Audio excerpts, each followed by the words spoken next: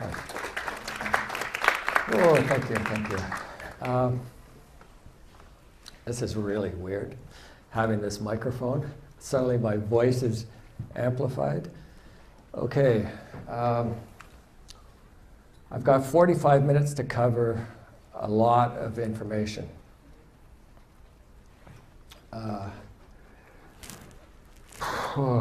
Where to start? Okay, one of the goals in me making this presentation is to alleviate fears surrounding death and dying. It's a personal interest, and so I will give you information that's based on Billy Meier's material. Now, I'm just going to flip through some of these things, so bear with me as we go through this process. So, oh, don't we hate that? Okay.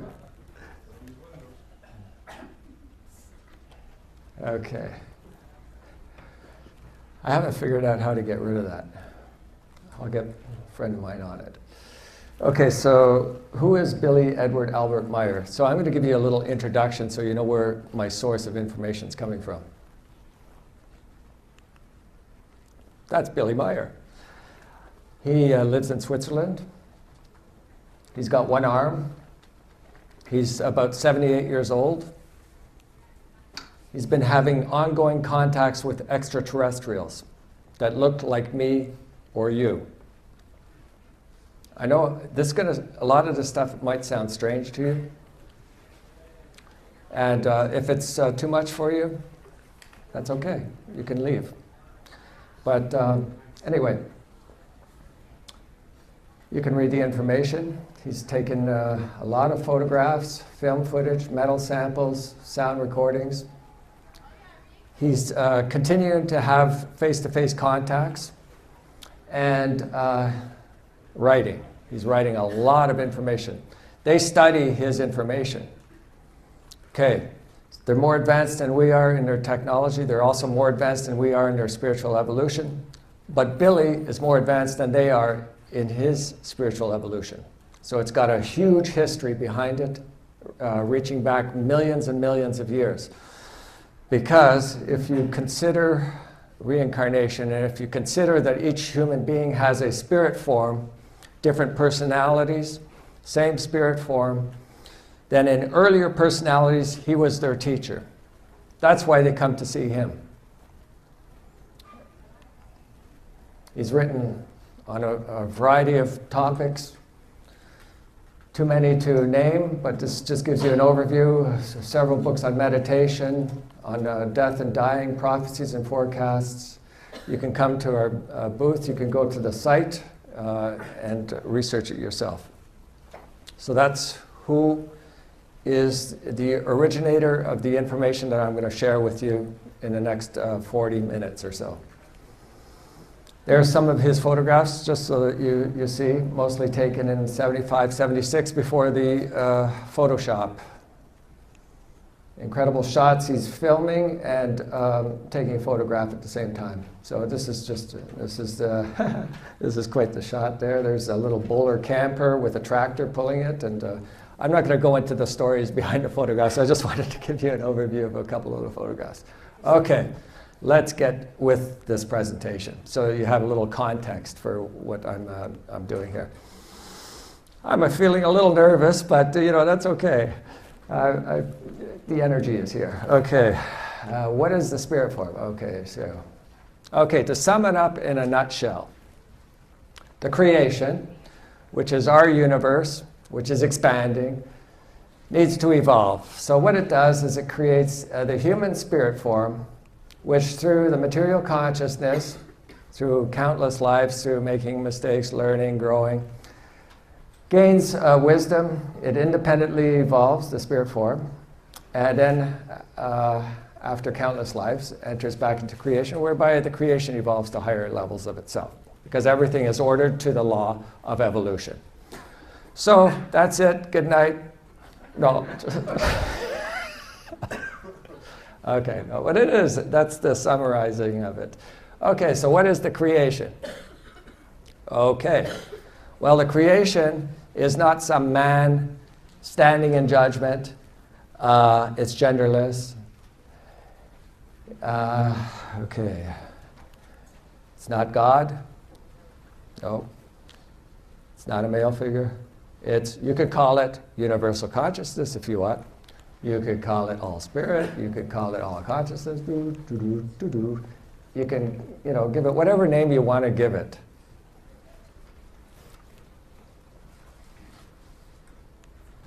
It is the source of everything. Okay, so actually, the creation, about 46 trillion years ago, it's in an expansion phase, the Big Bang. Okay, it's going to continue to expand for up to 155.52 trillion years, during which time it is creating. It's creating galaxies, stars, the whole shebang. And it's also creating, stars, fine spiritual energies, and so on and so forth. Okay, and then once it reaches that maximum 155, then it starts its contraction period, and that's a whole other presentation which I won't go into. I'm just trying to give you an overview. It needs to evolve, so it creates the human spirit form, and that's a symbol for the creation. Okay, so the spirit form. In order for the spirit form to evolve, it creates the overall consciousness block. This is in the realm of the fine material. What does the overall consciousness block do? Well, it's in charge of creating the consciousness block. So there's going to be a lot of terms here that are going to sound a little strange to you. You can always go onto our site. I've got a YouTube presentation on reincarnation in the spirit form. We also have a booklet. You can research this stuff. Okay, what is the consciousness block? Well, that's where the overall consciousness block actually creates a personality. Okay, consciousness block is made up of consciousness, personality, ego, gathers values through material life. Okay, so evolution in the material realm. Okay, so this is how it goes. On day 21 of the fetus, that's when the spirit form enters into the fetus, into the brain of the fetus, and that's when the heart begins to beat. So what happens is the spirit form enters and the consciousness block enters into the colliculus superior part of the brain. Yeah, caliculi, yeah. And then it spreads itself out throughout the body. It's unaffected by, the spirit form is unaffected by the material realm. So for example, if you have an accident, you lose an arm, a leg, the spirit form immediately retreats instantaneously, so it's not affected at all by any kind of physical influences. So this is okay, and consciousness block. Okay, so that's it. So consciousness block gathers evolutive values. So those are values that are timeless, like learning about love, wisdom, harmony, peace, freedom. The purest of the pure information that's gathered through our life experiences is then passed over to the spirit form, whereby the spirit form gains wisdom and strength, further processes it, and so it evolves. Okay, so functions of the overall consciousness block. So when the brain ceases, when the person dies, you have the consciousness block retreating back to the realm of the overall consciousness block, and the spirit form goes to its realm. And the overall consciousness block then dissolves the I or ego, processes the stuff that hasn't been fully processed in the previous life. And the evolutive values that were gathered are again passed on to the spirit form. The consciousness personality is stored and dissolved, and then leaves room for a new, well, let's change it to a neutral form. It's good I got these notes to read. And then it creates a new personality, a new consciousness block. Wait, so when you Go say ahead. consciousness block, are you meaning it as like a building block or a barrier? It's just a conglomeration of different factors. Is that what the soul is? No. I'll explain that. I'll come to that later. And actually, it's good that you ask me a few questions as we go along, but I'll pace it too because there's a lot of material to cover. And it's good though, we have that interaction. Okay, so now the reason why this is such an important factor that the consciousness block only incarnates. See, each lifetime, that way we're not stuck in the same old patterns, same old habits, same old, same old. Each lifetime you come in with a clean slate, completely neutral, unburdened by the past, okay? However, I'm going to explain there are connections. So the consciousness block only incarnates. So the personality, because it's a new personality in each lifetime, it can only incarnate. It's the spirit form that reincarnates, because it's the same spirit form in each life.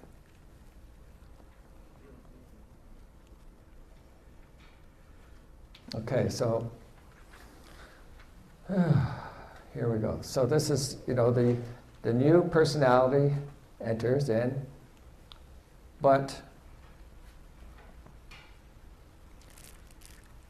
the new personality, the level of consciousness evolution of the new personality starts where the old personality left off in terms of consciousness evolution. How does that happen? I'll explain briefly. I'll see if I can get it straight. Okay, so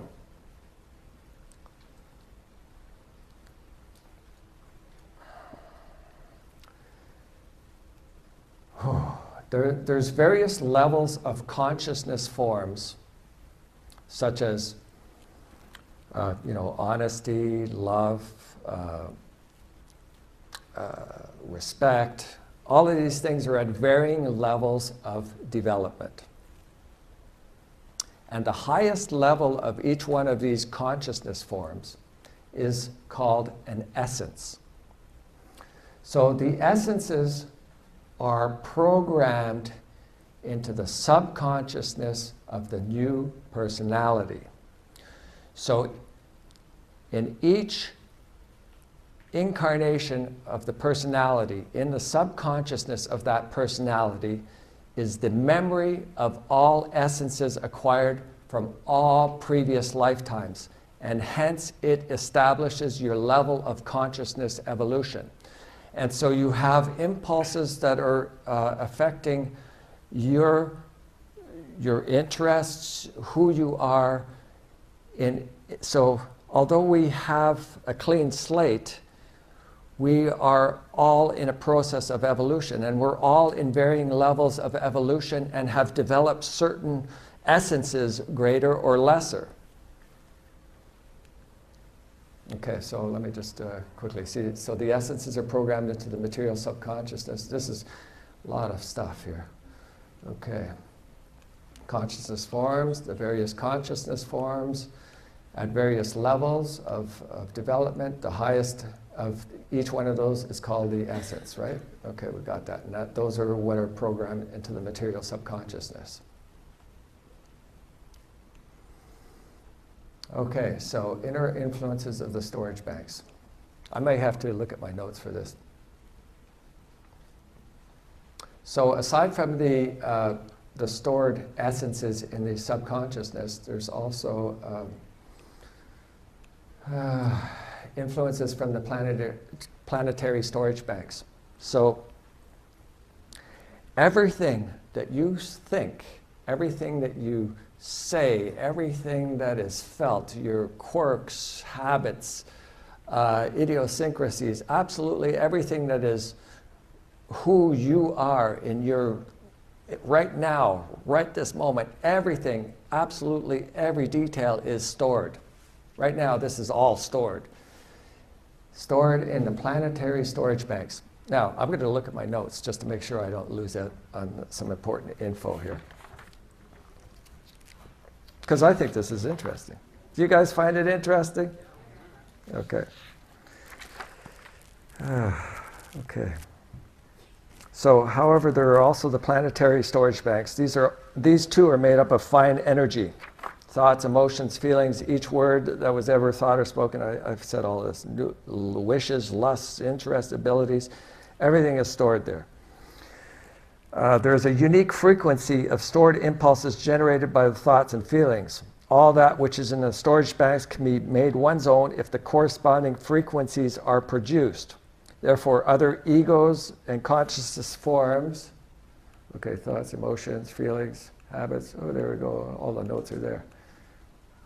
Okay, so different frequencies from different, okay, so therefore other egos and consciousness forms can be brought to use if one is able to create the same frequencies. This means that abilities of former personalities can be brought to use in a conscious or an unconscious form. In this connection, it's also possible with other egos not connected to the same line of previous egos. There is either a conscious or unconscious utilization of the storage banks via the material subconsciousness. So talents can be brought forth as a result of impulses breaking through from the storage banks, but there's also genetic influences as well that can reach back from 10 to 20 generations. But the impulses come as a hunch. So you get it's a kind of an incomplete thought process, but it's a hunch. You got a kind of feeling that that's right. So that's how it's very subtle. That would be what would be the influence on one's consciousness via the subconsciousness. Now, I've also, yeah, okay. So I've been studying something called fluidal forces.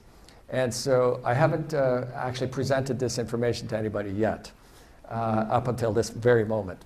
And I've thought it was an interesting factor because it is also an influence on our consciousness, such as the storage banks are an influence, well, so is this. What are fluidal energies? Well, these are electromagnetic vibrations that each person emits from their thinking, their feeling, their psyche, and their consciousness. And they charge up things. So, for example, if I like to wear a particular watch, and I've been wearing that watch for 20 years, that watch really gets a lot of charge from my fluidal energies. And if I were to die and someone wanted to, they would take this watch and they'd have a certain sense of comfort because they'd feel a certain part of me in that watch. Well, same with clothing takes on these fluidal energies. It can be a hamper because it starts to block it creates an armor, and then the cosmic electromagnetic life energy is kind of blocked, so it hampers. So maybe the nudists are onto something there, but the other thing is I wanted to say was about also where you live. If you've been living in the same house for a long time, the walls will take on this your fluidal energies. These can also be activated. We'll get into that. I just wanted to give you a little idea. Now, of course, the thing that carries the strongest fluidal energies are your skeletal system. So the question is cremation versus burial. This is a very important factor. You know, maybe we haven't considered this before, but actually, when you if you decide you want to cremate, probably not a good idea. Better to bury yourself, because the cremation process actually destroys all of these fluidal energies. The natural way is to bury. The extraterrestrials, they bury their bodies. The reason being is that the skeleton, because it stores these fluidal energies, are a type of a memory of sorts of that personality, and act as a connection, a back connection. So in the next lifetime, in the next personality, you will, via the subconsciousness, there are connections linked back to the skeletal of the previous personality, and it could be 10 to 100, say. And so stuff that it acts as an assist to for things that still need to be worked out. It creates a subconscious link to previous personalities via the skeletal system. So that's just, I don't want to go, that's another presentation in itself. But I just wanted to give you something to think about. I don't believe that for a minute. Oh, you don't have to. That's okay. That's, I mean, you don't have to. That's okay. I'm not asking you to believe anything, actually. I'm presenting the facts or the information. I'll say it this way. I'm presenting information. You can do whatever you want with it. You can laugh at it. You can spit on it. You can do whatever you wish, because I'm not here to convince you of anything. I'm just presenting the information as I have come to learn it. Either you live on or you don't. Okay. So what are all these pictures of? What's that? What are they pictures of? Oh, these are various tomb cemeteries, and I was just trying to give you an idea that you could have subconscious influences from various past lives, the skeletons, that are acting as impulses into the subconsciousness. So I thought that would be a cool idea. Now, here's another thing that you may not have considered when it comes to fluidal energies. It has to do with transplants. And especially the heart, because it is the densest organ, and it, of course, takes on the most amount of fluidal energies. So if you were to take on the heart from let's say, a murderer or something, you might start suddenly getting these thoughts that are not originating from yourself. And so there are influences, again. It's a fascinating area. Anyway, that's, like I said, a whole presentation in itself, all about fluidal energies and ghosts and all of that stuff. Yeah, it's unbelievable. It's incredible. Okay, but anyway, let's get back to the topic at hand. The only reason why I brought that up is that there are various amounts of different influences that assist in our evolution, including the storage banks and the skeletal system. Okay, but should you choose to cremate, that's fine. I mean, people do, or people burn, or whatever. But it's a bit of a handicap, because then you have to find other ways to evolve. There's still connections from other lifetimes too, but it's not the end of the world. You know, I mean, we all grow no matter what. You know, it makes it harder, a little bit more challenging, yeah. Okay, merging with the creation. So now I want to explain to what happens with the actual spirit form. So as I explained, the spirit form comes in, it reincarnates new personality each time. And so each time, so let's say a person lived to be 100 years, well, then under normal circumstances, it would be 152 years processing by the overall consciousness block. So, creating a new personality. That's where it takes time to build up the new personality, integrate the essences, and get it all ready for the next life. But as a result of overpopulation, we have the requirement of the fetus to be enlivened with the new spirit form, with the spirit form and the new personality. And so the processing time has been reduced to 10, 20, 30, 40 years. So I just wrote down a few points. What happens when there is a premature, essentially, incarnation of the new personality? First of all, there's not enough time to fully program the next personality, so problems, instability, softness, prone to addiction, need for more support from parents, masculinity is not fully pronounced, and cycles will never return to normal due to too many spirit forms having been activated. So this is a little bit of a problem that we're facing. Well, that's what's happening right now? That's what's happening right now. Right now there have been 129 billion spirit forms that have been activated that have had at least one incarnation. So there was always more spirit forms created than need to be created. But this is what's been activated. And so right now we're at about 8.5 billion people on our planet. Okay. So now what is the process? Okay, so from 40 to 60 million years, the incarnational cycle and reincarnation of the new personality and the reincarnation of the spirit form takes place, right? That's the length of time, average. But the actual time in physical is 18 million years. So that doesn't vary, but the time on the other side varies. So, excuse me, Yeah. are you saying that for each 100 years of human life, Yeah. there is 152 years of waiting period on the other side? Under normal circumstances, based on our calendar, our timeline, right? Based on the rotation, what we consider a year, right? So it's all relative, depending on what planet it is, whatever. If your lifetime is, I don't know, if let's say you lived,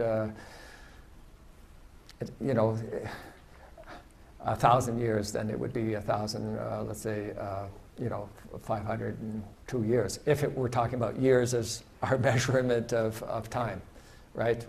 So it's all relative. It's hard to, yeah, but that's what I'm saying. That's exactly what I'm saying. Each 100 years that we live on Earth, Yeah, our spirit or soul takes Spirit. another 150. 152. That's on average under normal circumstances, but it's not that anymore. Now a person can live to be 70, 80 years old or 50 and then die.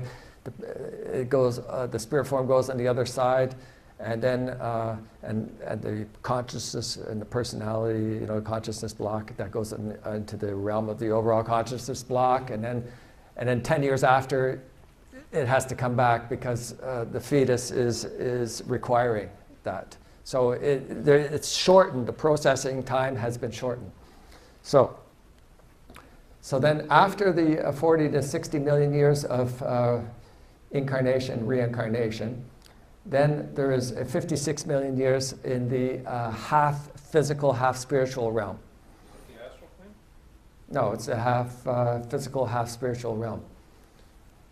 And the extraterrestrials that Billy's in contact with have spiritual advisors. They're more advanced than they are, and they're coming from the Andromeda galaxy, and they're into the half physical, half spiritual realm. So they're kind of a nebulous, they're still physical, but they're very nebulous, and yeah. Huh? Yeah. That's a question I was going to address a little later, so I will address that question, because that's an interesting question. And then after the 56 million years, that's not variable, enter into the pure spirit realms. So that's for roughly almost close to 3 billion years. And There are 7 main levels in the pure spirit planes, or levels, whatever you want to call them.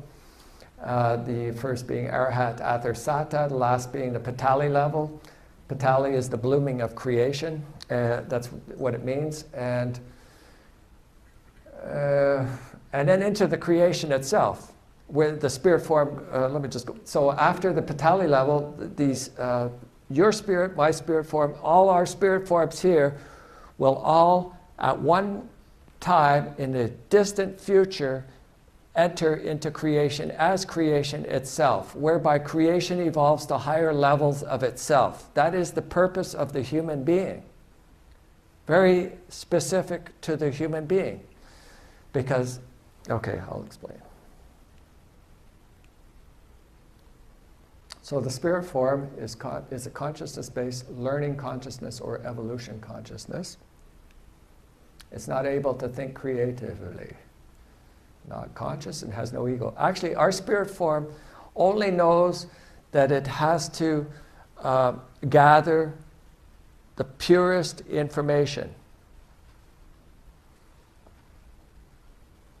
It processes the information that it receives from the material consciousness block, from when we do our life, we make our mistakes, we gather information, we gather the knowledge. The purest of the purest information is passed on to the spirit form as impulses. The spirit form further processes it, but it's not conscious. It only becomes actually conscious the moment it becomes one with creation.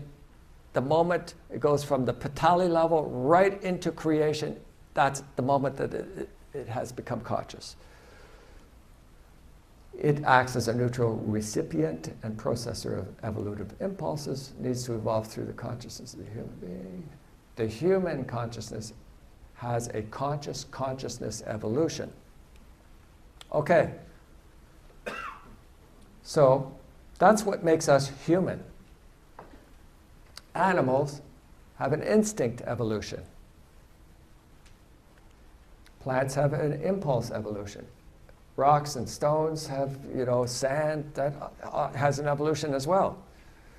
And the microevolution for the viruses, the bacteria, all the small stuff. And then there's the intelligence evolution is for the mammals that are more advanced, like the dolphins and the dogs and the monkeys and those guys. There's a type of evolution that's happening there as well in conjunction with the instinct evolution. So, common misunderstandings, and this is going to address your question there, and address his question too, I think. Or maybe he brought up, is the spirit form the soul? It's not the soul. The soul is an incorrect term for the psyche. The psyche is the finest material part within the human being. It's a thought feeling center, which is here, but it spreads out as well throughout in conjunction with the nervous system. But it can get damaged. So if I do lose my arm, it could affect my psyche. In fact, when I die, the psyche is no longer existent. So the spirit is not the soul. A human being cannot take their personality with them into subsequent incarnations. As much as we would like to be back as who we are, not happening. So that's the psyche is the ego, right? You can't take it to the next life? It's just No. Let's not confuse things. The psyche is the finest material part within the human being. It is the thought feeling center within the human being. It's actually even detectable as something that one can smell, but I'm not quite sure how that works. And it corresponds with our nervous system.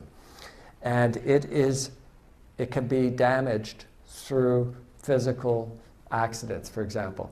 The psyche is what is referred to as the soul incorrectly. The soul is not the spirit form. The spirit form is what goes into each subsequent incarnation of personalities. It's hard to, there's a lot of terminology, and you have to be clear on it. Yes? If the spirit form is not the creative center, what is the creative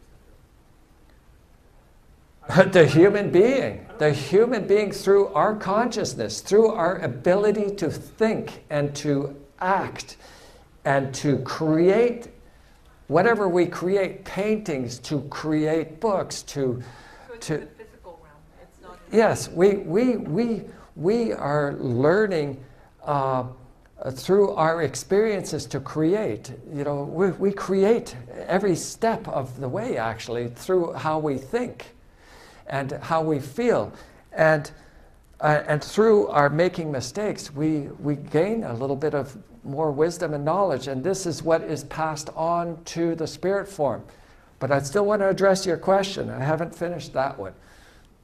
So, a human being cannot enter into an animal or into a plant, or the reverse is not possible. So let me explain what happens here.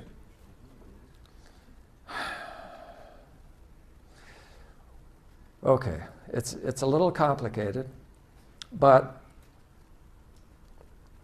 these spirit forms, human spirit forms, are destined to enter into a human being. But they cannot enter into a monkey or into a crocodile. So these are in the sphere of the earth, waiting to incarnate, actually incarnate. The very first time a spirit form enters into a human being that has a brain that's capable of a conscious consciousness evolution, the first time that spirit form enters into that brain, that spirit form has incarnated. Every other time it will reincarnate. And from that time, it will only reincarnate into a human being, not into a monkey, not into anything else. And there are human beings. Okay, so it starts with the amoeba, you know, the one-celled, and then plants, and then eventually there's an animal that's, you know, gets to the point where the brain has evolved so much that it is capable of a consciousness evolution. That's when the human being is. But it is on its own trajectory from the start to be a human being. So it's a different lineage from the other species. Yeah. So it's always an ascension process. Or not an ascension, it can be parallel, but an ascension, you know, your lowest level, and then you're always moving up. You're not moving down, progressing down. Correct, or am I not? Okay, the evolution of the spirit form is always, it's always, it is refining. It's gathering information. But what happens is we can, our consciousness can, in a way, degenerate, if you want to use that term, through incorrect thinking. But there's still a learning process that goes on, no matter what. But, you know, I won't be a plant next lifetime. That's not going to happen. Nor will a plant be a human. So I don't get to be a Labrador retriever? No, you don't. And I know you'd like to be a cat too, but not possible. Okay? Isn't that against the Indian reincarnation philosophy? Yeah, well, it doesn't mean, it's not against anything. It's just what it is. You could decide whether it makes sense for you or not. When you say what it is, by whom? Yeah, that's what I said. Well, you missed the very beginning. Yes. Yeah. This is based on the spiritual teaching of Billy Edward Albert Meier. So, Okay. so you can come to our That's booth. his idea, Yeah, basically. Okay. yeah. And you can come to our booth if you want to know more information. It's booth number 70. And, I can talk with you a little bit about it. So, nor does, this stuff exist, right? Well, life does not continue in the Hades or heaven, sorry? No, yeah, that's right. We do not, there is no paradise. There is no heaven. Well, there is a spiritual heaven or hell, is there not? No. So I don't believe it. Okay, I'm not here to tell you what to believe or not believe. I'm just presenting it. I told you it might be difficult, but that's it. There's no possibility of a resurrection. There's no karma burden future life. So what that means is that if you've been a bad person in this lifetime, your next lifetime you're not going to be punished. Yeah. but there is cause and effect. There is cause and effect. So if you're bad, you might, bring on some unhealthy circumstances to you. How do you know this? Like he's basing it on The teachings of Yeah. God. You could think about it or reject it. It's okay. Okay. But that's an interesting factor because karma can be used to oppress people. It can be used to keep people in fear, to justify, whatever, So we have to, we come in with, okay, so for instance, when I was talking about the various consciousness forms, and they're all at varying levels of development that make up our level of consciousness evolution. So there's stuff that we need to learn. So if, for example, I'm a murderer, and now you're going to put me in the electric chair, and so my life is terminated, so I don't have a chance to actually fully recognize the errors of my actions. Or, for example, let's say I choose to euthanize myself. Well, is that really, that's against natural law. Or same with suicide. We have lessons to learn. We need to go through what, even in the difficult times, go through the process. Because this is unique. Each life is very unique. And if your life is terminated, which is, through, like terrible situations or through, suicide and, all kinds of, or, accidents, it's just a bad news. But, we need to make the most of our life. And if the life is terminated, for example, the murderer, then there will be impulses that are coming from the subconsciousness, from unresolved issues from the past. And so, yes, each life is a complete blank slate, but we have the choice to how we're going to respond, free will, how we're going to respond to the influences that so there's lessons that need to be learned. So, so on the one hand, we're not burdened by the past, but on the other hand, we need to continue to evolve and grow. Yes? So I was going to ask, if someone takes your life without you even knowing, so getting into Yeah. is that the same? Well, yeah. I mean, it's. Your choice. I know it wasn't. That was a terrible. What happens when you die of old age? That's again is not your choice. That's right. And but see, the thing is, when you die of old age, then or if you die of cancer, prematurely because of pollution in your food and so on.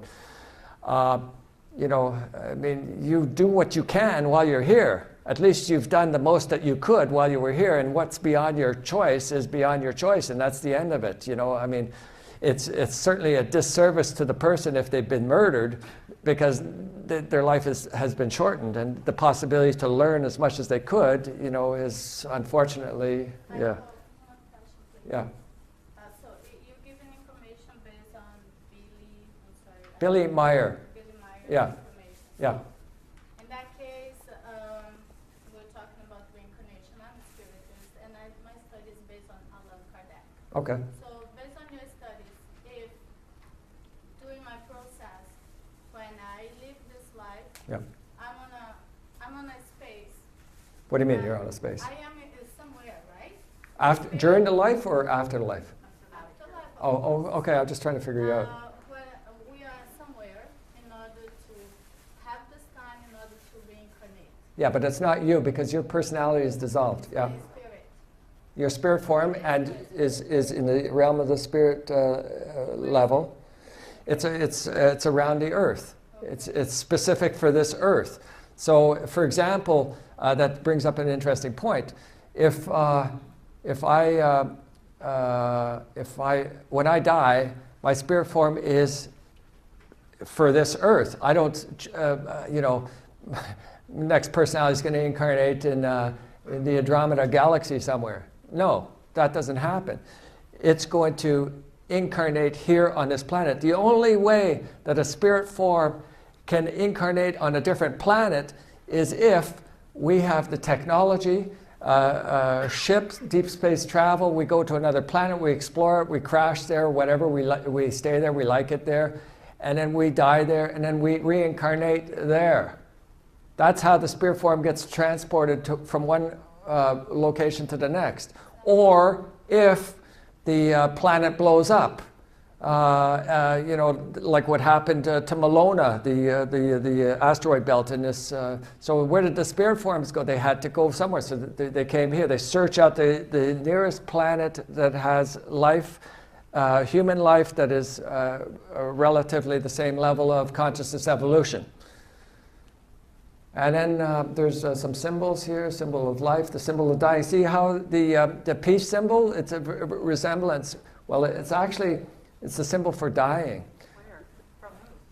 Oh, these symbols here, actually the peace symbol should be up. Okay.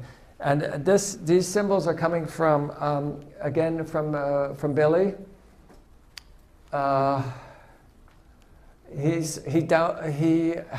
has the ability. The person that created these symbols they were created many millions of years ago, and because it's the same spirit form, different personality, he's able to consciously access the storage banks, and there is a language of over 52 million symbols. There's symbols of the spiritual teaching, and these are just a few of them. And that's it. So if you want more information, you can research our website, ca.figu.org, or you can come by our booth, booth number 70. And if you have a few, yeah. Sorry, I just want to go back to that. So are you saying that each spirit form comes back to Earth? And Yeah. us being not alone in the universe, each planet What? because we're not alone in the universe. That's right. Each spirit form in that universe or in that planet goes back to that planet. So we have a designated planet. Yeah, unless of course, like I said, if you're traveling through space and your ship malfunctions, gets hit by an asteroid and blows up, then your spirit form has to find the closest planet to it. So that there can be even wandering groups of spirit forms that are seeking out the nearest place where they can continue their reincarnation process. So, but normally, if you're living on this planet, absolutely, you're going to die on this planet. You're going to reincarnate on this planet. So, not you, your spirit form is going to reincarnate in a new personality, either male or female. And there are human beings on this planet. Their spirit form, they originated from this planet, are about 4.5 million years old. That's the age of the human beings, spirit form that originated on this planet. But there are human beings on this planet, their spirit form did not originate on this planet. They came from other places. In the past, they came here, they continued their reincarnational cycle here, and their age is between 6 and 12 million years. So there's a variance there. But that's just a drop in the bucket when it comes to the overall evolution. Yeah?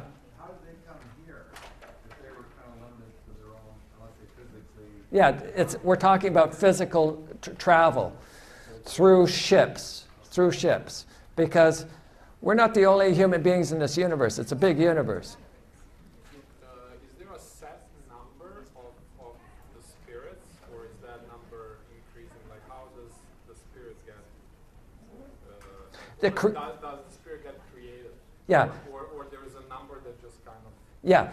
The creation, as I explained at the beginning of the presentation, is constantly creating.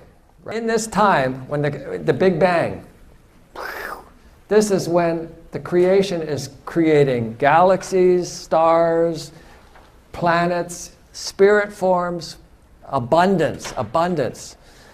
And it continues to do that for that, that's the Big Bang. Even here on the Earth now, it's still, it's not that it's going out, like if you say, like the Earth is then kind of set, that it's already here, it's created. Yeah. So Like, we're not really going unless we travel, but elsewhere there's more. So we have a kind of a set.